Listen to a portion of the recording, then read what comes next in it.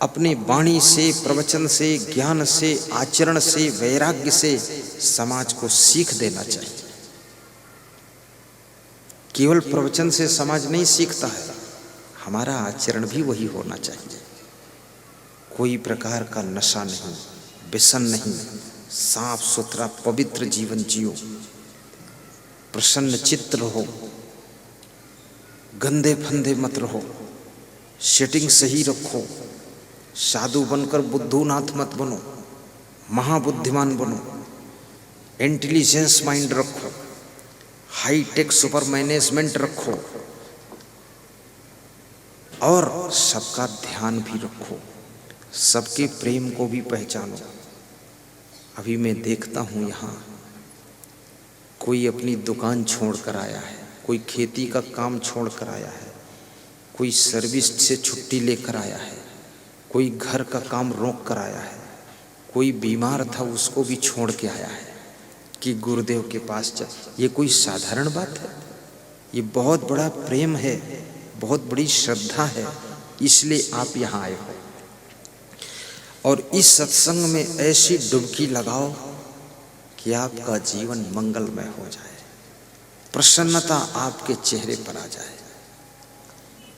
एक एक अवगुण को गुरुदेव के चरणों में व्यास गादी के सम्मुख गुप्त रूप से संकल्प लेकर के दान कर दो। सबसे बड़ी दक्षिणा सत्संग की होती है अवगुण की दक्षिणा। आपको गुस्सा ज्यादा आती है, आज संकल्प लीजिए कि गुरुदेव आपके चरणों में गुस्सा समर्पित करता हूँ, अब गुस्सा को कंट्रोल करूँगा, गम खा लूँगा। आपके अंदर लालच बहुत है, लालच को यहाँ दान करो। आपके अंदर आलस्य बहुत है, उस अवगुण को दान करो। आपके अंदर नशा व्यसन लेने की आदत है, उसको दान करो, अपनी बुरी आदत को दान करो। लेकिन ऐसा भी नहीं कि एक आदत दान किया तो दूसरी शुरू कर दिया। कुछ लोग ऐसा भी करते हैं। किसी गांव में एक महात्मा सत्संग कर रहा था, सत्संग जिस दिन समाप्त होना था सभी को लाइन में खड़ा किया और कहा एक एक अपनी अपनी आदत दान करो।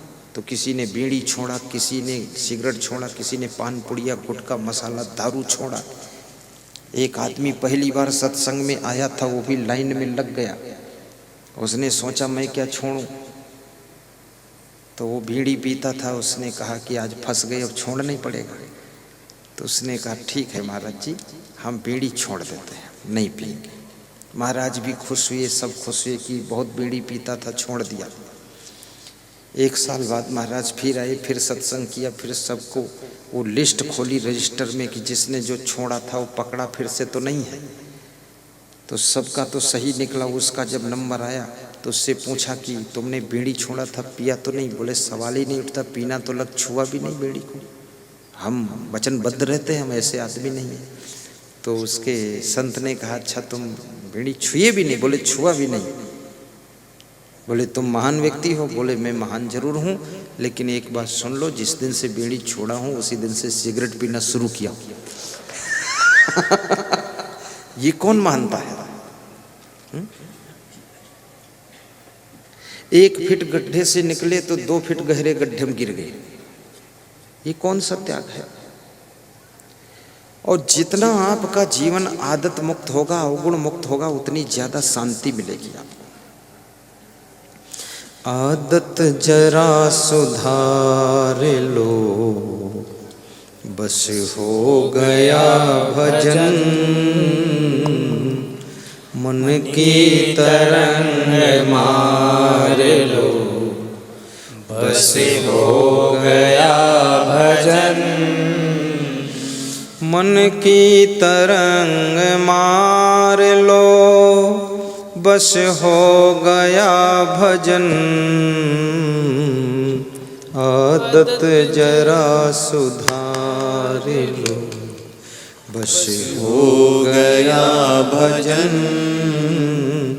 आदत जरा सुधार लो, बस हो गया भजन।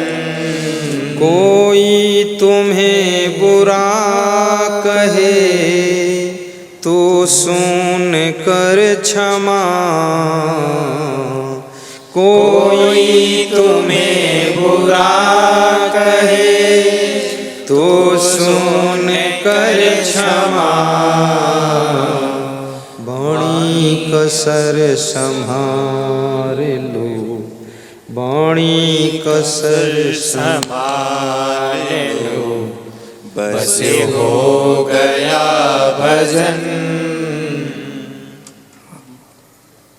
मन की तरंग मार लो। बस हो गया भजन आदत जरा सुधार लो। बस हो गया भजन मन की तरंग मार लो। बस हो गया भजन मन की तरंग मार लो। बस हो गया भजन। बोलिए सद्गुरु भगवान की जय। मानुस्तन सद्गुरु मिलब। दूसरी चीज तुलसीदास कहते हैं कि सद्गुरु का मिलना कठिन है, और सद्गुरु मिल जाएं तो उनको पहचानना कठिन है, और पहचान लो तो उनके पास में बैठना कठिन है, क्योंकि टाइम नहीं है। और उनके पास बैठ जाओ तो उनकी वाणी को सुनना कठिन है, क्योंकि खोपड़ी में जगह खाली नहीं, फुल है खोपड़ी। और सुन भी लो तो उनके ज्ञान को समझना कठिन है, और समझ लो तो उस पे चलना कठिन है, और चल दो तो फिर फिसल जाना आसान है।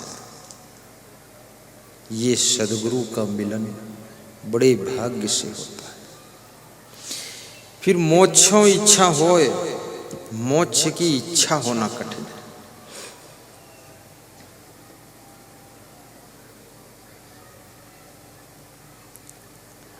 कितने लोग कहते हैं अब अगले जन्म में नामदान लेंगे, इस जन्म में तो बहुत माया जाल है, अब नहीं ले पाएंगे, अब अगले जन्म में लेंगे। कोई आदमी ऐसा मिला आपको जो कहता हो अगले जन्म में शादी करेंगे, इस जन्म में नहीं करेंगे? कोई नहीं। शादी के लिए लोग लेट फेट भी कर लेंगे, लेकिन नामदान लेना है तो कहते हैं बहुत माया जाल में फंस गए, अब अगले जन्म में नामदान लेंगे। आत्मा के कल्याण के कार्य को अगले जन्म पर टाल रहे हैं, और जिन कार्यों से दुख मिलने वाला है, कोई ऐसा बोला कि अगले जन्म, इस जन्म में दारू नहीं पिएंगे, अब अगले जन्म में पिएंगे? कोई ऐसा बोला? कोई नहीं। कौन बोलेगा? बड़ी विचित्र बात। मैं तो आपसे निवेदन करता हूं कि गुरु मंत्र नाम दान भी महान गुरु को ढूंढ करके, गुरु ब्रह्मचारी हो, वैराग्यवान हो, साधनाशील हो और त्यागी हो, तपस्वी हो, उसको गुरु बनाना चाहिए, और उससे मंत्र भी सुनना चाहिए, और माला पहनना चाहिए, और उस माला को सदैव धारण रखो। संसार में सुख पाना है तो भक्ति के मार्ग पर चलकर ही सुख मिल सकता है। भक्ति स्वतंत्र सकल सुख खानी, बिनु सतसंग न पावहि प्राणी। भक्ति स्वतंत्र है, सकल सुखों की खान है, बिना सत्संग के किसी प्राणी को भक्ति मिलती नहीं। इसलिए याद रखना, भाव से भक्ति कीजिए। भक्ति स्वतंत्र सकल सुख खानी। और भक्ति का अर्थ इतना ही नहीं केवल गुरु का ध्यान, गुरु का भी ध्यान लगाइए, साथ साथ में देश भक्ति भी होना चाहिए। देश की प्रति प्रेम, देश की सेवा, देश के लिए समर्पण, और गौ भक्ति, गौ माता की भी सेवा, और मातृ भक्ति और पितृ भक्ति, माता पिता की भी भक्ति करने की जरूरत है। उनके भी भक्त बनो, उनके प्रति श्रद्धा रखो। और जो माता पिता बनते हैं उनको पूरा ठीक हो जाना चाहिए। माता पिता बनने से पहले अपना सुधार कर लीजिए, क्योंकि जिस ईंट का सांचा टेढ़ा है तो ईंट का ढांचा भी टेढ़ा हो जाएगा। माता पिता में ही अगर गलतियां हैं तो उनसे पैदा हुआ बच्चा भी गड़बड़ हो सकता है। इसलिए पहले आप सुधर जाइए, अपने में परिवर्तन कर लीजिए, चरित्रवान बनिए, गुणवान बनिए, धनवान बनिए, महान बनिए, गरीब कंगाल मत बनिए। और जितनी बुराइयां छोड़ोगे, अच्छाइयां धारण करोगे, माला माल बनोगे, कभी भी आप कंगाल नहीं बनोगे। महात्मा विदुर कहते हैं कि जिनको धनवान बनना है उनको 6 चीजों पर ध्यान देना चाहिए, जो धनवान बनना चाहते हैं। नंबर 1, अति नींद ना ले वो लोग। अति निद्रा तंद्रा भयम क्रोधम आलस्यम दीर्घ सूत्रता। सोने के घंटे सीमित करें, गहरी नींद सोएं, समय पर जाग जाएं, जागने के बाद सही ढंग से डिसीजन लेकर काम करें। अति निद्रा तंद्रा, काम करते समय ऊँघे ना, झपकी ना लें। तीसरी बात, भयम, भयभीत न रहें, डरपोक न रहें, हिम्मत से काम करें। क्रोधम, क्रोधी स्वभाव न बनाएं, समता से रहें, नम्रता से रहें, सहनशीलता रखें। आलस्यम, बिल्कुल आलस्य न करें, थोड़ी सी लापरवाही न बरतें, आप धनवान बनेंगे। हर समय जागरूक रहें। दीर्घ सूत्रता, और छठी चीज, दीर्घ सूत्री मत बने। दीर्घ सूत्री मतलब 10 मिनट में होने वाले कार्य को 1 घंटे तक न करें, 10 मिनट में होने वाले कार्य को 7 मिनट में निपटाएं, 1 घंटे में होने वाले कार्य को 45 मिनट में निपटा दें। समय को बचाएं, और बचे हुए समय में कुछ नया करें, बड़ा करें, अच्छा करें, आप धनवान बनेंगे। शराब ना पिए, मद्यपान ना करें। शराब में कलयुग का वास है। लालच मत करें, सोना में कलयुग का वास है। सोना चांदी के लिए लड़ाई झगड़ा न करें। आपके कानों की शोभा कुंडल से नहीं, बल्कि अच्छी बातें सुनने से कानों की शोभा होती है। हाथों की शोभा कंगन पहनने से नहीं, बल्कि सत्कर्म करने से, दान करने से होती है। पैरों की शोभा पायल पहनने से नहीं, बल्कि पैर जब सत्संग व मंदिर में चलकर जाते तब पैरों की शोभा होती है।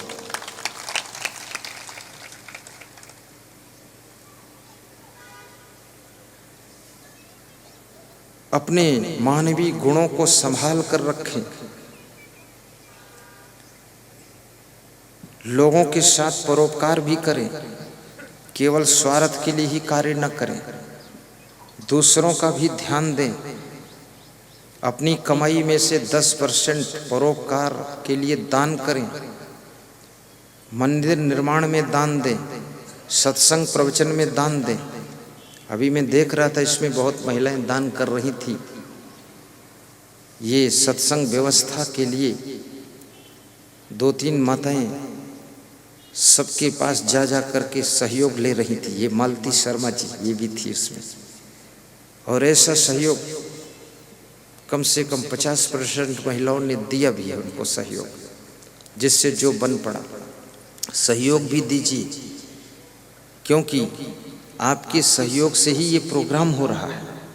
नहीं तो हर वर्ष कौन बुला पाएगा, इतना लाख रुपये कौन खर्च कर पाएगा। इसलिए सहयोग देना चाहिए। तुम्हारे 50 रुपये के सहयोग में गुरुदेव 3 दिन प्रवचन सुनाएंगे। तुम्हारे बैठने के लिए पंडाल लगेगा, माइक लगेगा सुनने के लिए, और बिछावन बिछेगा तुम्हारे सेटिंग से बैठने के लिए। तो अपने स्थान अपनी सेवा के लिए ही देना है, इसमें कंजूस नहीं बनना चाहिए। देना चाहिए और इससे तुमको जीने की कला मिलेगी। घर का कलह कलेश खत्म होगा, घर में शांति आएगी, गम खाने की शक्ति पैदा होगी। और सत्संग में जो 2-3 घंटे बैठ करके सुनता है उसका इतना पुण्य इकट्ठा हो जाता है कि उसके घर ही में तीर्थ स्नान का फल उसको मिल जाता है। मुद मंगलमय संत समाजो जो जग जंगम तीर्थ राजो। ये संतों का समाज मुद मंगलकारी है, तीर्थराज प्रयागराज है ये। सिंधु मुझे अपना बना लोगे तो क्या होगा, बना लोगे तो क्या होगा, बना लोगे तो क्या होगा। कृपा सिंधु मुझे अपना बना लोगे तो क्या होगा। कृपा सिंधु मुझे अपना बना लोगे तो क्या होगा। प्रथम अपने चरित्रों को सुधारोगे तो क्या होगा। प्रथम अपने चरित्रों को सुधारोगे तो क्या होगा। सुधारोगे तो क्या होगा, सुधारोगे तो क्या होगा। कृपा सिंधु मुझे अपना बना लोगे तो क्या होगा, बना लोगे तो क्या होगा। बिठा लोगे तो क्या होगा। बोलिए सद्गुरु भगवान की जय। मानुष तन सद्गुरु मिलब मोक्षों इच्छा हो, दुर्लभ तीनों परम है पाए सुयोग न खोए। मनुष्य का शरीर मिलना भी कठिन है, बड़े भाग्य मानुष तन पावा। मनुष्य जीवन की महिमा कितना शास्त्रों में बताई गई है कि जिसका बहुत बड़ा भाग्य होता है उसको मनुष्य का शरीर मिलता। और मनुष्य का शरीर पा करके यदि पशु पक्षियों कीड़ों मकोड़ों की तरह ही हमने बिता दिया तो ऐसा सुंदर शरीर पाने से क्या मतलब निकला। साधन धाम मोक्ष कर द्वारा पाए न जय परलोक समारा। यही मनुष्य का शरीर भगवान श्री राम को मिला था, जिन्होंने ऐसा भक्ति किया, ऐसा सत्कर्म किया, ऐसा जीवन जिया कि भगवान बन गए। यही मनुष्य का शरीर कृष्ण को मिला था, वो भगवान बन गए। यही मनुष्य का शरीर मीरा को मिला था, वो महाभक्त बन गई। यही मनुष्य का शरीर महाराणा प्रताप को मिला था, वो वीर बन गए। यही मनुष्य का शरीर सुभाष चंद्र बोस को मिला था, उन्होंने देशभक्ति में बलिदान कर दिया अपने जीवन को। यही मनुष्य का शरीर हमें आपको मिला है। यही मनुष्य का शरीर तो रावण कंस को मिला था, उसने गलतियां करके अपने को बदनाम कर दिया। याद रखना, मनुष्य का शरीर तो हमको आपको सबको मिला है, लेकिन इस शरीर का प्रयोग हम कहाँ करते हैं ये बात बड़ी समझदारी की है। इसका सही प्रयोग कीजिए।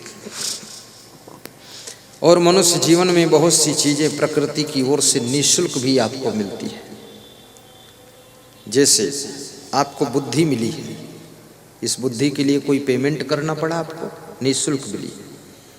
अब इस बुद्धि से कितना काम ले पाते हो आप, और कहाँ काम ले रहे हो, कहाँ बुद्धि लगा रहे हो, और कितनी बुद्धि प्रयोग कर पा रहे हो। वैज्ञानिक अपनी बुद्धि का 14 से 18% प्रयोग कर पाता है, और आम लोग तो 4-5% ही प्रयोग कर पाते हैं अपनी बुद्धि का। तो बाकी ये बुद्धि क्या हो जाती है, ये कड़ी कहाँ पड़ी रहती है, इसका क्या होता है। ये सब कलह कलेश में, दुख में, चिंता में, टेंशन में, उलझन में, हाय हाय में, पीड़ा में, इसी में सब बुद्धि नष्ट हो जाती है। इससे निकल ही नहीं पाते हो चिल्लपों से इसी में उलझे रहते हो।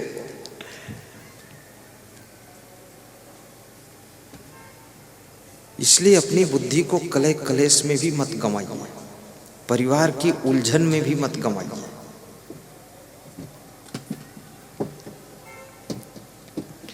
अपनी बुद्धि को बीमार हो करके भी व्यर्थ मत कीजिए, बीमारी में भी बुद्धि नष्ट होती है। स्वस्थ रहने की कोशिश कीजिए, और स्वस्थ रहने के लिए 5 किलोमीटर रोज पैदल चलिए और तेज चाल में चलिए। तेज चाल में चलने से, दौड़ना संपूर्ण व्यायाम है, दूध संपूर्ण आहार है, और सत्संग संपूर्ण साधना है। आप दौड़िए। हमारे यहाँ एक संत है, उसकी उम्र 70 साल है, वो रोज सुबह दौड़ता है। तो हमने कहा दौड़ रहे हो बाबा जी? बोले डेली दौड़ता हूँ। पूरे भंडार गृह का वो प्रबंधक है, दौड़ लगाता है 70 साल। दौड़ ना सको तो लंबी चाल चलो। लंबी चाल पैदल चलने से 5 किलोमीटर आपको बुखार नहीं आएगा, सर्दी जुखाम भी बिरले होगा, आपके बदन में दर्द नहीं होगी, आपकी बुद्धि का स्मरण बढ़ेगा, आपको थकान दिन भर नहीं लगेगी, नींद गहरी आएगी और खुशियां ज़्यादा बनी रहेंगी। बैठे मत रहो और अपनी छत के ऊपर चलो जाकर, सड़क पर मत जाओ, कोई ठोकर मार देगा, पैर टूट जाएंगे। छत के ऊपर राउंड कीजिए, बाहर कहीं जाने की जरूरत नहीं। और महिलाओं के लिए तो सबसे जरूरी काम है, क्योंकि महिलाओं के सारे काम समाप्त हो चुके। मशीन आटा मारती है, मशीन गेहूं पीसती है, अब इनको गेहूं पीसने के लिए भी नहीं बचा, तो कितनी महिलाएं तो दिन भर दांत पीसती रहती, गुस्सा करती रहती। धान कूटने को भी नहीं बचा, तो कितनी स्त्रियां तो अपने बच्चों को कूटती रहती। और धान भी मशीन कूटती है। रसोई में भी समय ज़्यादा नहीं लगता है, कुकर आ गया, वहाँ भी सिस्टम सब हो गया, कपड़े धोने की मशीन आ गई, तो आपके काम सब मशीनों ने छीन लिया है। पुरुषों की काम भी छीना है मशीनों ने। बैलों के पीछे खेत जोतते थे, अब ट्रैक्टर पर बैठकर एक दिन में 50 एकड़ की जुताई कर देते हैं, वो भी काम खत्म हो गया। अब ट्रैक्टर को चारा डालने की भी जरूरत नहीं, वो खड़ा है मस्त, पेट्रोल पंप पर तेल डाला, चल दिया। साइकिल चलाने की जरूरत नहीं, मोटरसाइकिल पर बैठ लिया, स्टीयरिंग संभालना, चले गए। कार। इसलिए इस देश के अंदर अब व्यायाम की जरूरत है, कसरत की जरूरत है, मेहनत की जरूरत है। अन्यथा आप देखिए, आपके घर का पैसे की कमाई 20% दवाई पर ही खर्च हो रहा है। बहुत पैसा दवाई पर जा रहा है, बहुत बीमारियां लोगों को है। कमर दर्द तो अक्सर है लोगों को, कमर दर्द, प्रायः लोगों को घुटना दर्द है। अब कमर में दर्द क्यों है? क्योंकि कमर का एक्शन ही नहीं हो पा रहा है। खड़े होकर के खाली पेट कमर को पकड़कर दोनों साइडों से और घुमाइए ऐसे, आप 10 बार इधर, 10 बार उधर, 10 बार ऐसे ऐसे, 10 बार आगे पीछे, देखिए कमर में दर्द कभी नहीं रह जाएगी, सारा खत्म हो जाएगी। अब कमर जब घूमेगी नहीं तो उसमें दर्द होती ही रही। और ठंडी भी मत लगने दो, कमर में, पीठ में, रीढ़ में, घुटनों में ठंडी से भी बचो। और अरहर की दाल, तुअर की दाल कम खाओ।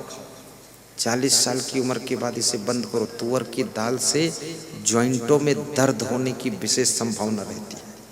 40 साल की उम्र के बाद शक्कर बहुत कम कर दीजिए, तेल, घी, मिर्च, मसाला कम कर दीजिए, एकदम 2% लीजिए। और ये ऐसी चीज़ें आपको बदसूरत भी बनाती हैं, शरीर की सुंदरता को नष्ट करती हैं। जिन चीज़ों के खाने से पेट खराब होता वो चीज़ें मत खाइए। गाजर जरूर खा लीजिए, थोड़ा मूली खा लीजिए, ये इसमें फाइबर होता है, पेट की कब्जियत को नष्ट करेगा, भूख बढ़ाएगा।